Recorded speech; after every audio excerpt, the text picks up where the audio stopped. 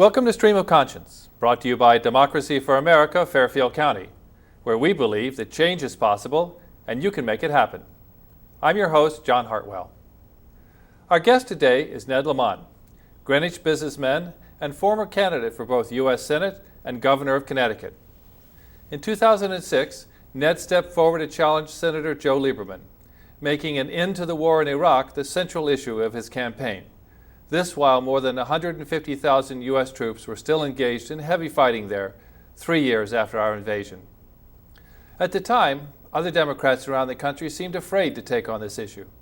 But Ned beat Lieberman in the Democratic primary, and many believe that this was a critical turning point that sparked a Democratic sweep in Congress in the general election that fall, bringing an effective end to the Bush neocon dream of American domination in the Middle East. Full disclosure, I was Ned's treasurer in that campaign. In addition to running Lamont Digital Systems, Ned is a fellow at the Harvard Institute of Politics and a distinguished professor of political science and philosophy at Central Connecticut State University. Ned, welcome to Stream of Conscience. Great to be back with you, John.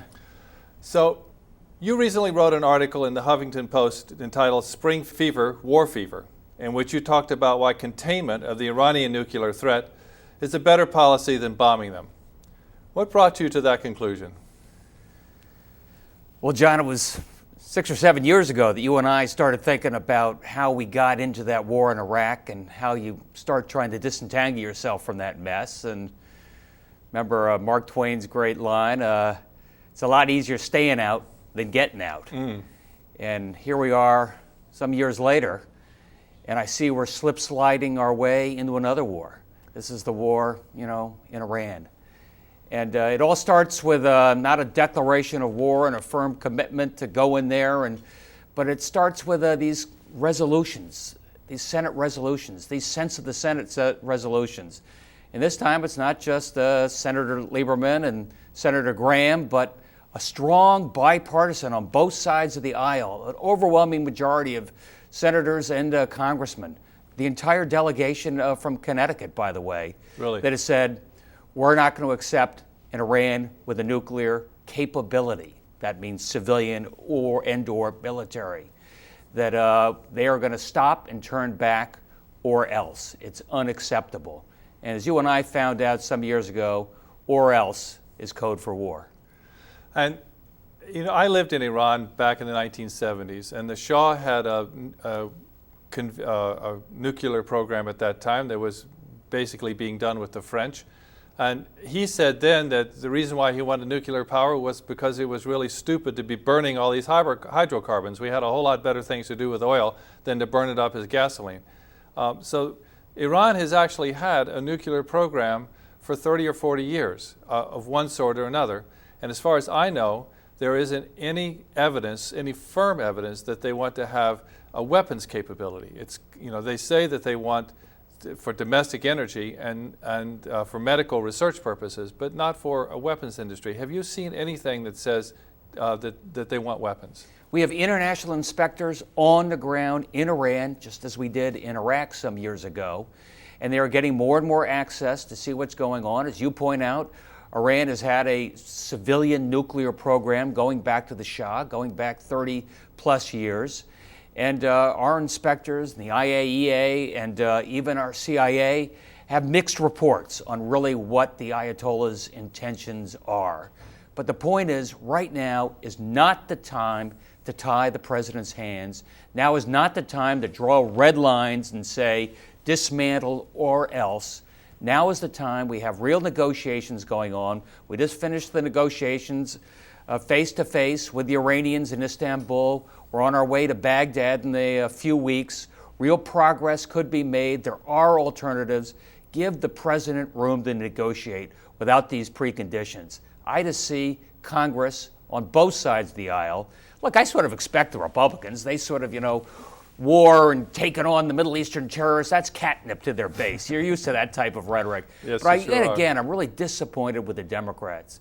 They have a bad case of the mumbles. They're not standing up. They're not saying there are alternatives to this path to war. They're not putting those alternatives on the table. And they're not standing behind a president who needs some room to maneuver.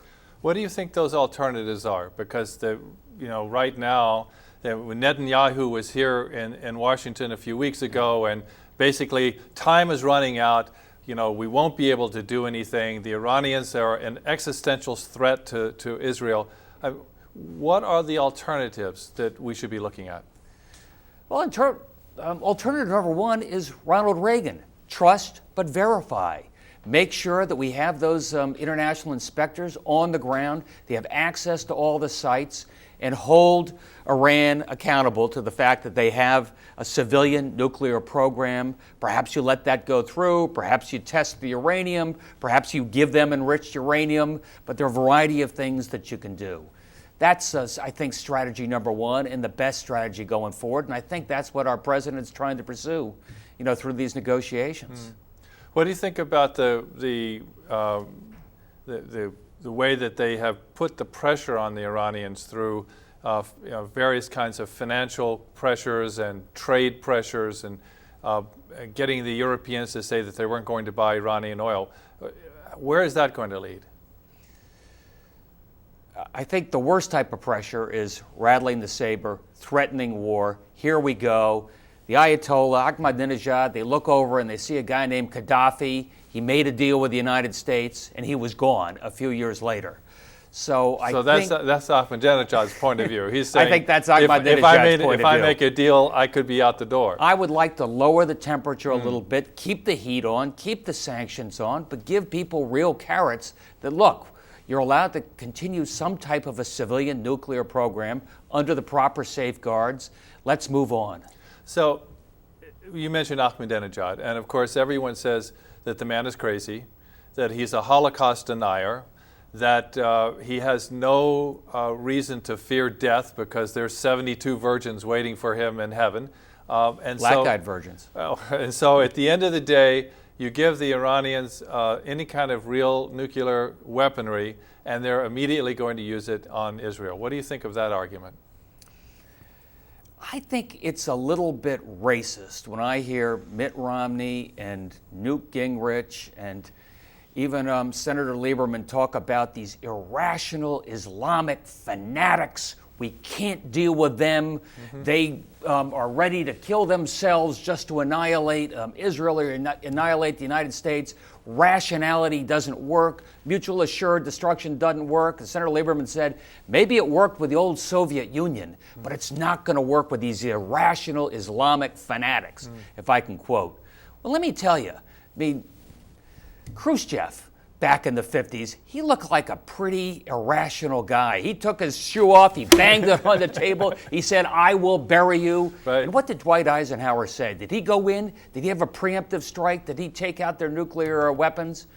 They had weapons. They didn't have a program. They had weapons. Right. No, we dealt with the Soviet Union. We dealt with them from both a negotiating point of view, strong defense, mutual assured destruction. How about Chairman Mao? Did he look like a pretty rational actor when he said, "I'm willing to sacrifice half my people"? That was hundreds of millions of people to bury capitalism. No, Eisenhower and Kennedy and Nixon and Reagan, they dealt with these people in a way, and I think it's a little bit racist to say these Islamic extremists are irrational actors, and what worked with Khrushchev, what worked with Mao won't work with the Ayatollah or Ahmadinejad. What works with North Korea today? I mean, we don't have to look very far to find a government that's run by people that we really don't understand. I don't necessarily call them crazy, but they certainly don't seem to be rational from our point of view. They don't seem to be rational. Remember, our Secretary of State was there visiting, describing Kim Jong-il. They said he's a midget in high heels with a proclivity towards pornographic videos. This is a guy that's got nuclear capability in North Korea. Right. He's been selling those nuclear capability. He just tried to launch a rocket. That threatens South Korea. That threatens Japan. Could threaten the rest of the world. He's had that under Clinton. He had that under Bush. And he's got it now. And the question is, what do? And you keep trying to contain them, a word that is not allowed under this new Iran resolution. You keep trying a whole variety of pressures and levers to throttle them back. And in the case of North Korea, work like heck with China because they've got the leverage to take care of those people. And the Russians, of course, are the other major player here, being just on the border with Iran. It's that it seems to me that the two, Russia and China, being Asian powers, as Iran is an Asian power and sees itself as an Asian power, we should be working through them to bring Iran to the table in some way that works for everybody over there. And Russia and China are part of these negotiations going on right now. Right. China, the biggest importer of Iranian oil, they've got a foot in both camps. We've got to somehow address their need there. But they are at the table putting pressure on Iran now. And as you know, Russia has always been Iran's sort of spiritual benefactor going back an awful long time and give them a lot of the scientific and materials necessary for their nuclear program. Right. We need them at the table. They're at the table right now. Give this thing a chance. And I really ask, both the Republicans and the Democrats in Congress, stand up and give this process time to work. So let's say that it doesn't work. Let's say that the Israelis carry out the threat of bombing the various sites in Iran, or, God forbid, we get pulled into this and do it ourselves. What do you see happening in that regard? Where does all of that go? I mean, we talk about bombing the sites, and everybody talks about how the planes could get there and whether we need refueling and what kind of bombs are necessary because they're underground. But the conversation seems to end there. It doesn't say, well, on day 2 or day 3, here's what we might expect. That's exactly right. I mean, again, you have these resolutions, these or else resolutions, dismantle the nuclear program or else, and the war is always portrayed as it's going to be a clean airstrike. We take out their 6 or 7 nuclear facilities and we live to fight another day. And that's nonsense. I mean, what our ally Israel has really got to worry about is not simply in Iran with a retaliatory capacity, but thousands of rocket launchers surrounding Israel, both from southern Lebanon all the way through to Gaza, capable of taking down Tel Aviv. An incredible risk. Brings in the United States of America to support our ally in that time of need. The price of oil going through the roof. An extraordinary triple dip recession that brings us back. We've got such a fragile economy now. I'm just saying, look, if you want to go to war, none of these easy resolutions. You go and you ask for a declaration of war. You tell the American people, we're ready to tax, we're ready to draft, we're ready to take $6 gallon oil if you really think this war is worth it, and give the American people a choice. I think they got the common sense to say no. And that's exactly what hasn't happened in the last few years. I mean, the number of times that this country has gone to war, and since the end of the Second World War, and we've never had a clean declaration of war. We always have, as you say, these resolutions. And when I was in high school, we did the Gulf of Tonkin resolution. Who knew that was going to lead to us being deeply involved in Vietnam for years and years, and 50,000 of our soldiers died. God knows how many hundreds of thousands of people in Indochina died. And it's just, again and again, we seem to be backing into these situations without really thinking it through. And these resolutions never use the word war. No.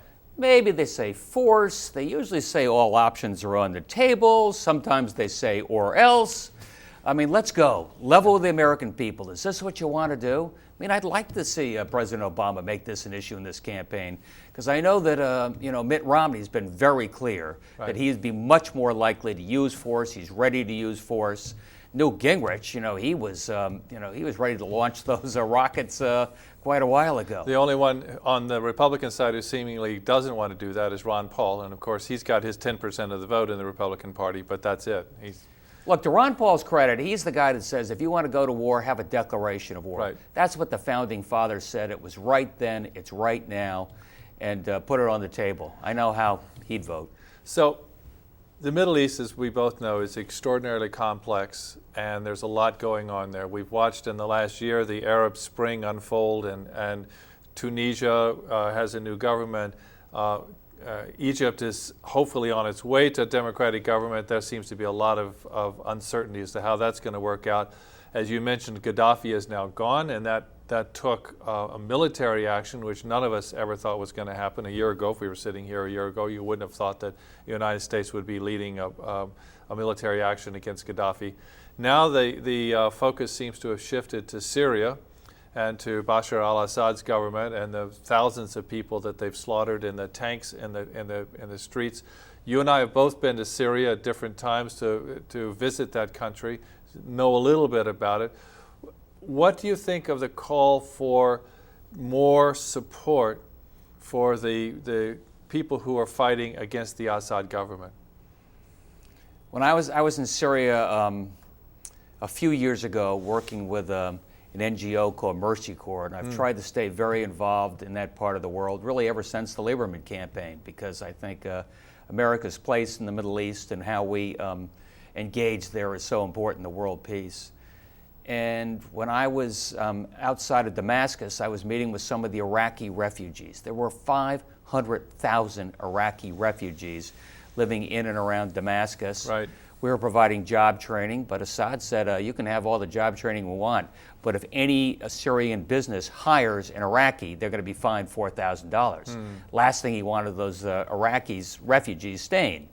Now you have tens of thousands of Syrian refugees fleeing across the border into Turkey. And that's the unintended consequences of war. What do you do in Syria? I think the Obama administration is playing it carefully, and I think that's right. They do have Russia there engaged in the talks. We're being very careful about not committing military force, not Americanizing this thing.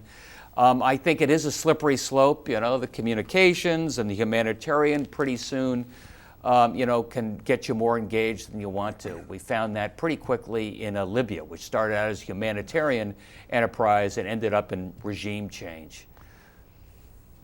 The slippery slope, as you just said here, if we're thinking about what we could give them and what we are giving them now. So there's the Free Syrian Army, I think they call themselves. Anyway, it's the group that's opposed to the Assad government. And they clearly have ex-soldiers on their side. So they've got people with military training, but they clearly don't have the kinds of military equipment that the Syrian government has. And they also don't have a huge Russian naval base on their side, which the Syrians have got right there. So there's a port into which materials can come as long as the Russians are supporting the Syrians.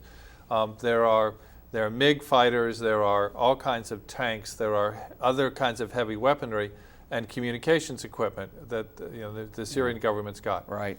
Now, as we start to provide some of these things, let's say that we provide non-lethal assistance.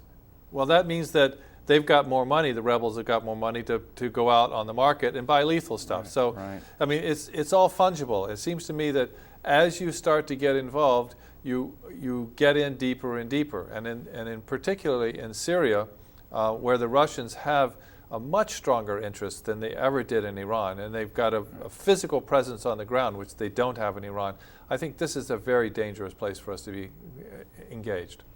And as you point out, it could be a proxy war between us and Russia if we let this thing slip out of control. And look at the strange bedfellows you've got in a struggle in Syria. You've got Israel saying, look, at least I know what I get with the Assad government, and they haven't attacked Israel in 20 years in power, whatever it is. Maybe the status quo isn't so bad. Look at the Christians in Syria. I may not like this Assad government, but they protected minority sects, quote unquote. They protected the Christians. Yep. You got Sunnis, you got Al-Qaeda, you've got a different group of folks who are in there, supporting the other side. So I think it's much more complicated than us going in and getting rid of a ruthless dictator who is abusing his own people, which is just without a doubt what Assad is doing. And I think we are taking a careful stance go forward.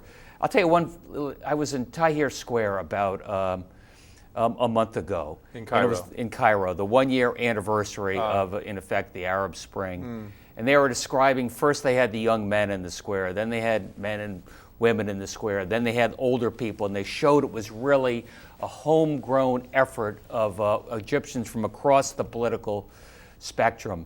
And then their cell phone rang, and it was somebody from the State Department. They said, could you get rid of that Down with America sign? It's showing up on the CNN newscast, and it's ruining our storyline here. And they just said, we'll get rid of that sign. Leave us alone. And I hear a lot of that in the Middle East. We appreciate your economic aid. I appreciate your moral support. Leave us alone. Well, and it is so complex. Again, we come back to Syria for a moment, and the Syrians are obviously strong allies of the Iranians and have been the conduit through which Hezbollah gets its armaments and its money from Iran. It moves through Syria.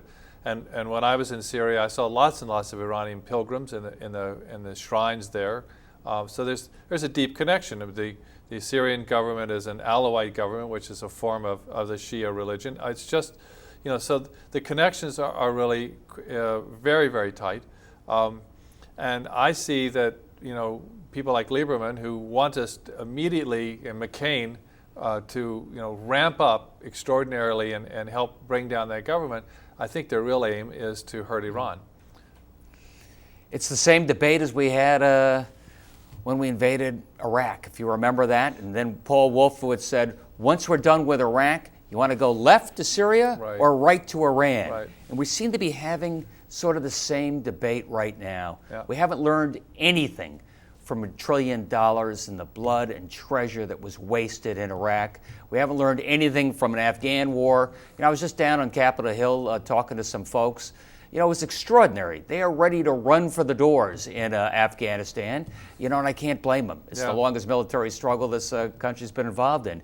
And yet, unanimously almost, on both sides of the aisle, they're ready to double down in Iran. It was shocking, the discontinuity you heard on Capitol Hill. It's hard to understand. I remember in the 2008 campaign watching Jim Himes, who was challenging Chris Shays. They were having a debate, and Jim's point of view at that time was Iraq, bad war, Afghanistan, good war. And I didn't agree with Chris Shays on much of what he said or did, but in that debate he said, Jim, you really need to be careful about that. And I thought, yes, absolutely. And 3 years later, we're still there. And, we have many more troops there than we did, at the beginning when Obama took office. So extricating ourselves from these places, I hadn't remembered that Mark Twain quote, but it's so, so true. Now, you were in Cairo. And so you've seen up close the fact that they're having elections, that the Muslim Brotherhood won large majorities in the parliament. They now say they're going to run a presidential candidate. How do we deal with that going forward? What should be our posture towards what's going to clearly be an Islamic government in Egypt? And how does that impact, for example, the Gaza Strip and all of the turmoil that's going on in that part of the world? I think we have no choice but to work with the elected leaders of Egypt, when that final election takes place.